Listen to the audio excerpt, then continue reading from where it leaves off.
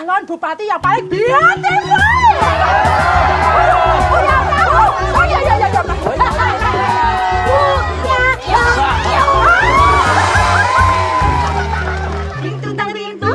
Suara musik terdengar lantang, bangun mapan berseri, drama baru pasti terjadi. Situasi itu kan pasti akan berubah ya Mbak. Tapi aku nggak pengen kalau keluarga kita ini berubah. Adam sudah mantap mencalonkan diri sebagai bupati di periode mendatang. Biar nanti aku yang jagain Adam. Jagain kamu juga. Saya pergi dulu kalau kita.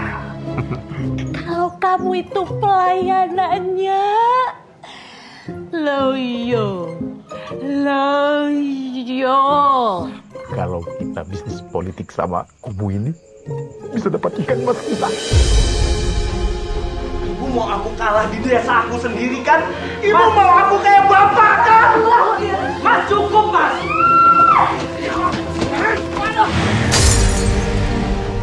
Menjaga negara itu sama persis seperti menjaga rumah ini. Dan kita harus mengingatkan satu sama lain. Zaman sekarang, siapa sih pemimpin yang bisa menjaga warganya? Mari memilih untuk Indonesia. KPU melayani.